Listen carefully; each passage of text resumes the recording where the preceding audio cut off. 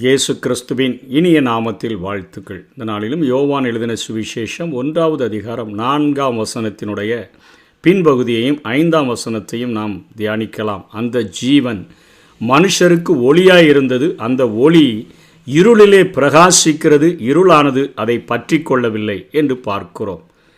இங்கே மனுஷருக்கு அந்த ஜீவன் ஒளியாய் இருக்க காரணம் என்ன? ஒளி இருளிலே பிரகாசிப்பதற்கு காரணம் என்ன?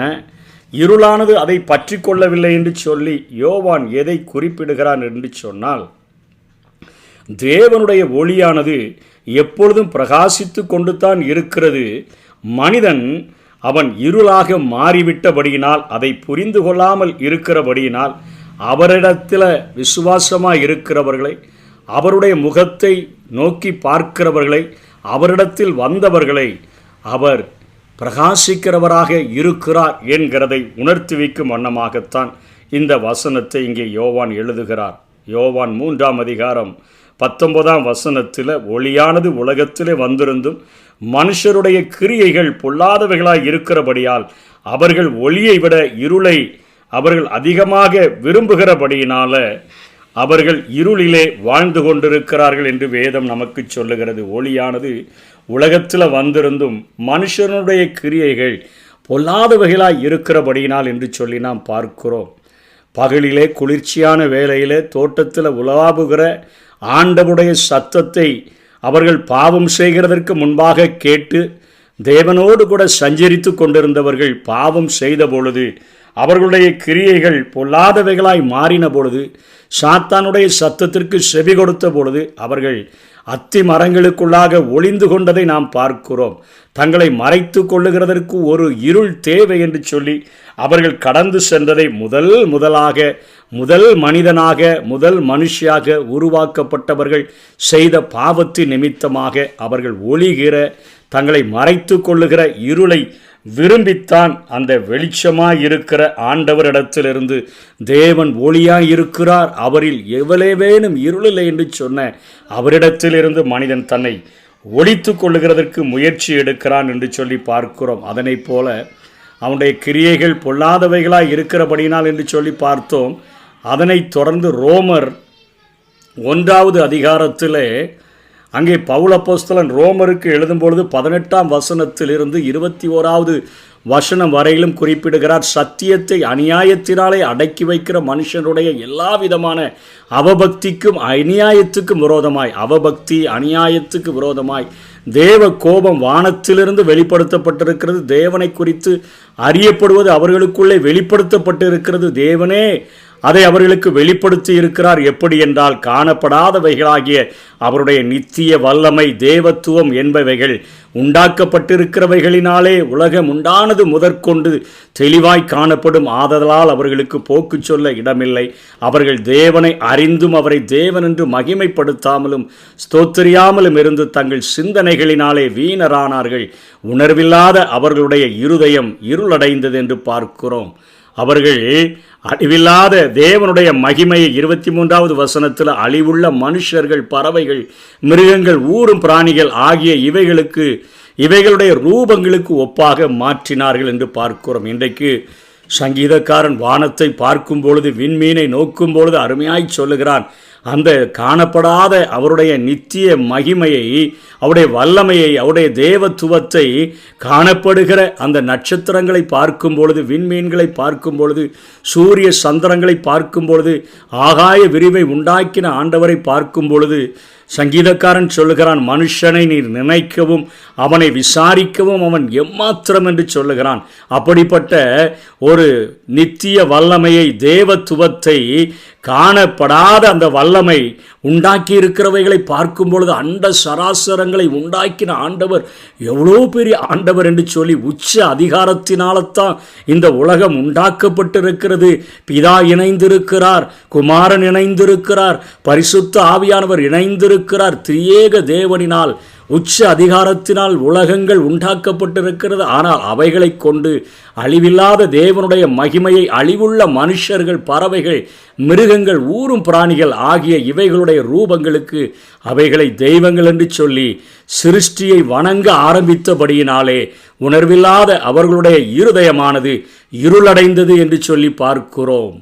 இருளை மனிதனே தன்னுடைய வாழ்க்கையிலே வருவித்து கொள்ளக்கூடியவராக இருக்கிறான். பொல்லாத கிரியைகளை செய்கிறபடியினால் அவன் அந்தகாரமாக மாற்றப்படுகிறான்.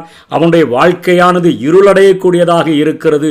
அதே போல அழிவில்லாத தேவனுடைய மகிமையை அழிவுள்ள அவன் உண்டாக்கின சிருஷ்டிகள் தான் தெய்வம் என்று சொல்லும் பொழுது அவர்களுடைய இருதயங்கள் அங்கே இருளடைகிறதாக நாம் பார்க்கிறோம். உணர்வில் தங்கள் சிந்தனைகளினாலே வீணரானார்கள். உணர்வில்லாத அவர்களுடைய இருதயம் மகத்துவமான தேவனை புரிந்து கொள்ள முடியாமல் அது இருளடைந்து விட்டது என்று சொல்லி பார்க்கிறோம். மூன்றாவதாக 2 கொரிந்தியர் 4வது அதிகாரம் 4ஆம் வசனத்தில் தேவனுடைய சாயலாயிருக்கிற கிறிஸ்துவின் மகிமையான சுவிசேஷத்தின் ஒளி அவிசுவாசிகளாகி அவர்களுக்கு பிரகாசமாய் இராதபடிக்கு இப்பிரபஞ்சத்தின் தேவனானவன் அவர்களுடைய மனதை குருடாக்கிறான். சாத்தானோ மனிதர்களுடைய இருதயத்தை குருடாக்கக்கூடியவனாக இருக்கிறான். தேவனுடைய சாயலாய் இருக்கிற கிறிஸ்துவின் மகிமையான சுவிசேஷத்தின் ஒளி, வார்த்தையாகிய இயேசு, அவருக்குள்ளாக ஜீவன் இருந்தது. அந்த ஜீவன் மனுஷனுக்கு ஒளியாய் இருந்தது. நித்திய ஜீவனை கொடுக்கும்படியாக வந்தார். பாவத்தின் அடிமைத்தனத்திலிருந்து மக்களை விடுதலை செய்யும்படியாய் வந்தார். சாத்தானின் வல்லமை நின்று மனிதனை விடுதலை செய்யும்படியாய் வந்தார் என்கிற சத்தியத்தை மனிதன் விசுவாசிக்க முடியாதபடி அவனுடைய மனதை இப்பிரபஞ்சத்தின் தேவன் என்று சொல்லக்கூடிய சாத்தான் குருடாக்கி விட்டபடியினாலே அவனுடைய வாழ்க்கையில் இருள் வந்துவிட்டது என்று சொல்லி பார்க்கிறோம். பொல்லாத கிரியைகளை செய்கிறவினால் இந்த உலகத்தில் அண்ட சராசரங்களையும் உண்டாக்கிற என் ஆண்டவர் பாவத்தை மாத்திரம் படைக்கவில்லை. கண்களின் இச்சை, மாம்சத்தின் இச்சை, ஜீவனத்தின் பெருமை இவைகள் சாத்தானால் உண்டாயிருந்தபடியினாலே அவைகளை பின்பற்றுகிற பொல்லாங்கனை செய்கிற மனிதர்களுடைய வாழ்க்கை இருளடைகிறது. உண்டாக்கப்பட்டிருக்கிற எல்லா சிருஷ்டிகளை பார்க்கும் பொழுது, அண்ட சராசரங்களை உண்டாக்கி இருக்கிற என் ஆண்டவரை பார்க்கும் பொழுது, சூரிய சந்திர நட்சத்திரங்களை உண்டாக்கி இருக்கிற என்னுடைய ஆண்டவருடைய நித்திய வல்லமை, அவருடைய மகத்துவத்தை உணர முடியாதபடி இருக்கிற மனிதன் அந்த மகத்துவங்களை சாதாரண சிருஷ்டியினால்தான் இவைகள் உண்டாக்கப்பட்டது என்று மாற்றும் பொழுது உணர்வில்லாத அவனுடைய இருதயம் இருளடையக்கூடியதாக இருக்கிறது. தேவனுடைய சுவிசேஷத்தினுடைய கிறிஸ்துவின் சுவிசேஷத்தின் ஒளியை மனிதர்கள் விசுவாசியாதபடியினாலே அவர்களுடைய வாழ்க்கையை சாத்தானானவன் இருளடைய செய்துவிட்டான். இப்பிரபஞ்சத்தின் தேவனானவன் அவர்களுடைய மனதை குருடாக்கினான் என்று சொல்லி பார்க்கிறோம். இப்படியாகத்தான் மனிதனுடைய வாழ்க்கையில் இருள் வந்தது. ஆனால் அவர்கள் அவரை நோக்கி பார்த்து பிரகாசமடைந்தார்கள். அவருடைய முகங்கள் வெட்கப்பட்டு போவதில்லை என்று பார்க்கிறோமே.